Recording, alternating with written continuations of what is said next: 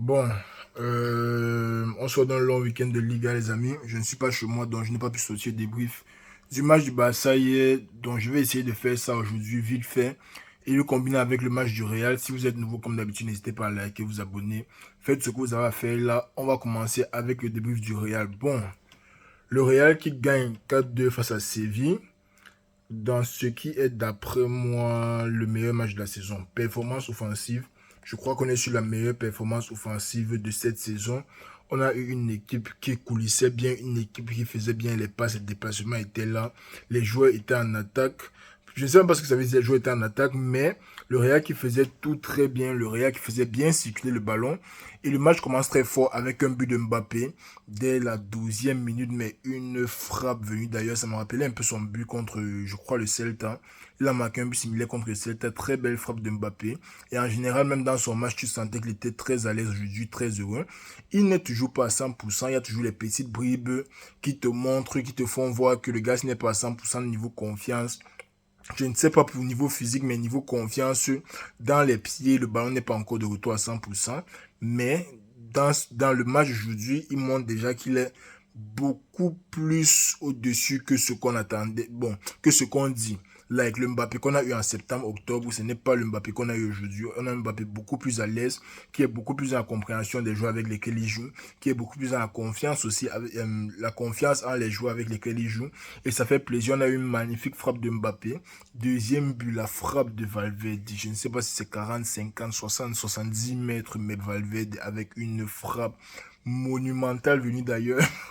Valverde qui a une frappe monumentale venue d'ailleurs. Rodrigo a aussi eu son but sur un très beau mouvement.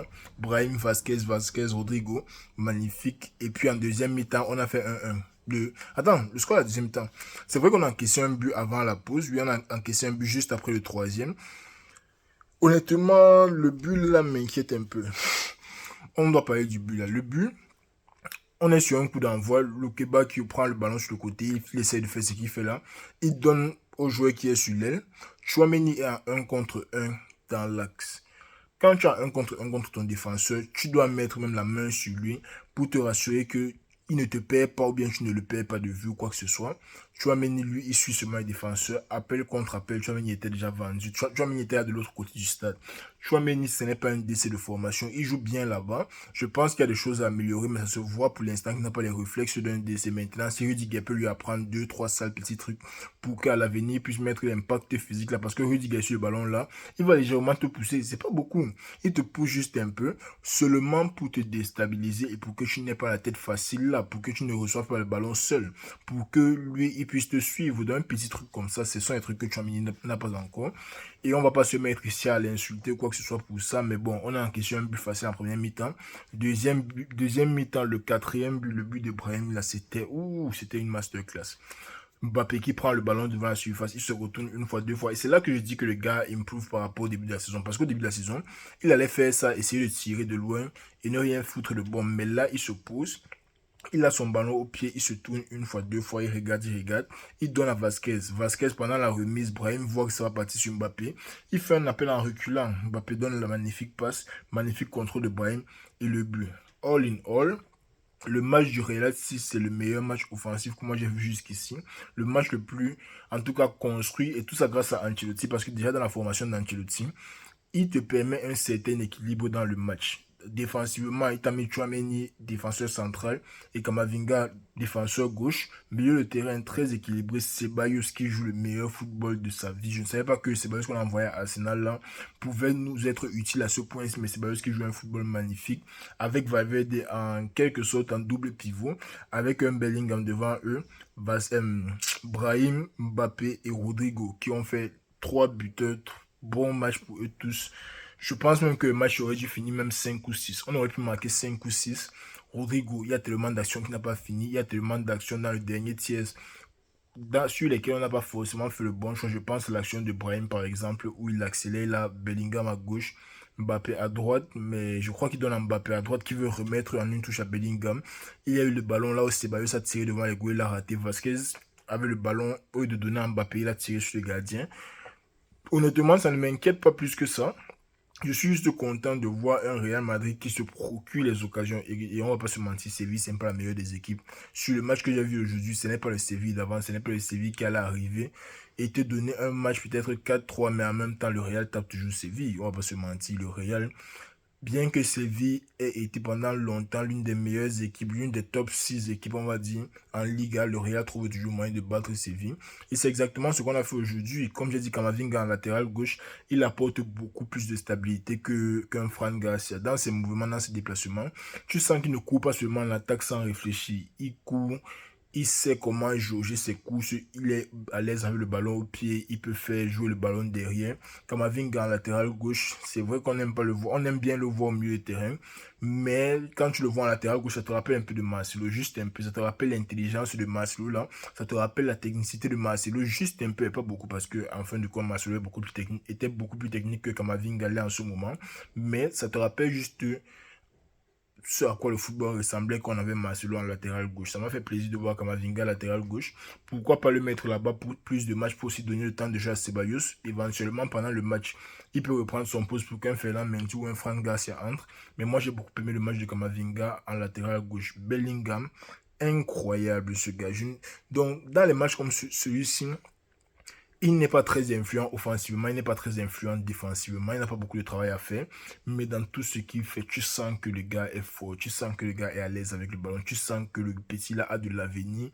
Et honnêtement, en le regardant jouer aujourd'hui, je me suis assis comme ça, je me suis dit, hé Seigneur, pourquoi donc si tu peux faire que le petit ne quitte jamais notre club, honnêtement, si Bellingham ne quitte jamais notre club, je serais l'un des gars les plus heureux parce que le gars là est fort, il est extrêmement fort, il est extrêmement à l'aise avec le ballon, extrêmement utile.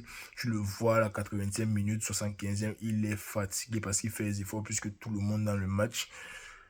Magnifique match du Real Madrid, les amis. Magnifique match du Real Madrid. On prend la deuxième place derrière l'Atlético. Et pour coulisser une fois, Atlético, bah, ça, je n'ai pas pu sortir du brief hier. J'étais un peu. Bon, je ne suis pas chez moi, donc je ne suis pas stable. Mais Atlético, bah, ça. Le Barça a eu 20 frappes. Ou 19 frappes. Un but. Atlético a eu 5 frappes, 2 buts. Dont un but à la 96e. Dont un but à la 96e. Donc, Diego Simeone est en train de tourmenter l'Europe. Il a fait ça à Paris, il a fait ça au Real avec une égalisation à la fin du match. Et il nous a fait ça même encore en début d'année qui vient de passer. Si là, on menait 1-0, je crois, et ils nous ont marqué à la dernière minute sur le ballon. Je pense que le joueur, on avait Nacho Vasquez en défense centrale. Mais waouh, l'Atlético, vraiment, c'est une équipe à respecter. Oblak, c'est un gars, mais surnaturel. Oblak a sorti 2 arrêts à la fin du match là qui, honnêtement, en tant que... Si j'étais fan du Barça, il fallait dire un truc là. Si j'étais fan du Barça, j'allais être dégoûté. Parce que quand tu vois à quel point le Barça s'est créé les occasions, et c'est aussi de la faute du Barça, c'est même pas seulement déjà Oblak, c'est aussi de la faute du Barça, mais 2 derniers arrêts d'Oblak là, c'était seulement pour abattre l'ennemi. C'était seulement pour abattre l'ennemi. Pendant le match, le Barça a eu tellement d'occasions, ils ont créé tellement de situations. Ils arrivaient vraiment à break down la défense Atlético, mais à la finition, ce n'était pas ça. Pourquoi? On n'en sait rien. Rafinha qui a mis un lobe sur la barre transversale, ce n'est pas aussi grave que certaines personnes disent. Like, ce n'est pas qu'il aurait dû, il a fait tout ce qu'il avait à faire, il n'a juste pas été chanceux, on ne peut pas lui en vouloir.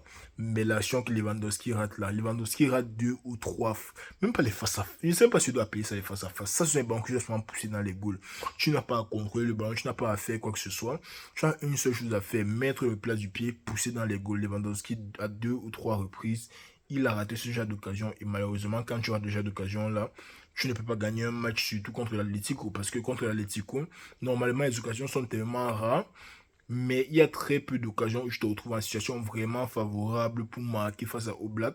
Et le Barça a eu les situations là et ils n'ont juste pas pu convertir. Maintenant côté Atlético, les contre-attaques mais sont incroyables et surtout contre la défense du Barça si tu vois, j'ai remarqué un truc sur le match d'hier, ça m'a fait me rendre compte que 90% des buts que le Barça encaisse, ils sont en train de courir vers leur goal. Et il n'y a jamais une situation plus compliquée à défendre qu'une situation là où tu es activement en train de courir vers tes buts et ils se trouvent encore et encore et encore et encore en train de courir vers leur but. Tu vois par exemple sur le premier but de l'Atlético, il y a un petit centre en retrait qui n'était même pas dangereux.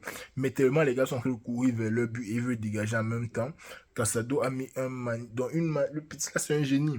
Il a mis une magnifique talonnade pour De Paul qui a fini au ras du poteau. Deuxième but, même chose, ils sont en train de courir vers leur but parce qu'ils sont tellement hauts sur le stade que dès qu'un ballon non hors jeu est joué, ils se retrouvent en mode panique totale, surtout dans la fin du match là.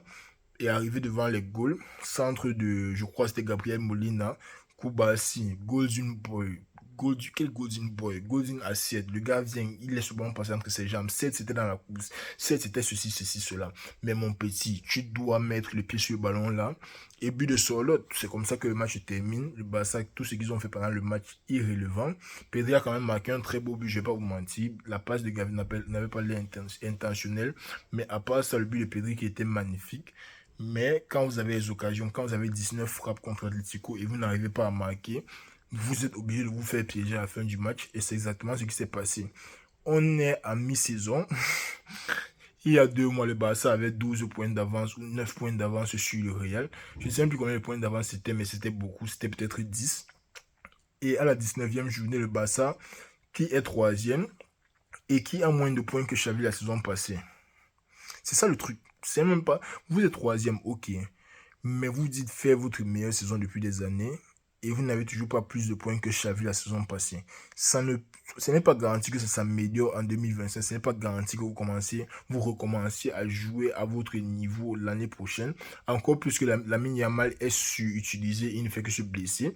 Et clairement, dans les matchs où il se blesse, il y a quelque chose qui change. Le facteur Rafinha n'est pas aussi influent que quand il part de la gauche. Ça se voit, ça s'est vu dans le match d'hier. Anti-Flick, il a bien commencé, mais je crois qu'il est temps de changer 2-3 trucs dans sa tactique parce que, de toute façon, le Barça joue défensivement maintenant. S'il faut réincorporer Araujo dans la défense là, ça risque d'aller de mal en pis. Et honnêtement, moi, ça me plairait, mais il faut quand même que les Barcelonais soient un peu contents avant de se faire éliminer de toutes les compétitions. Mais bon, c'était tout pour la vidéo, les amis. J'espère que vous avez apprécié. Désolé vraiment pour l'angle. Je pense que c'est la dernière vidéo de cette année. Mais l'année prochaine, on relance fort pour les nouveaux. N'hésitez pas à liker, vous abonner et faites ce que vous avez à faire là. Et on va se reprendre dans le nouvel an. Bonne année et bienvenue aux nouveaux abonnés. Pardon, abonnez-vous. Prenez soin de vous ensemble.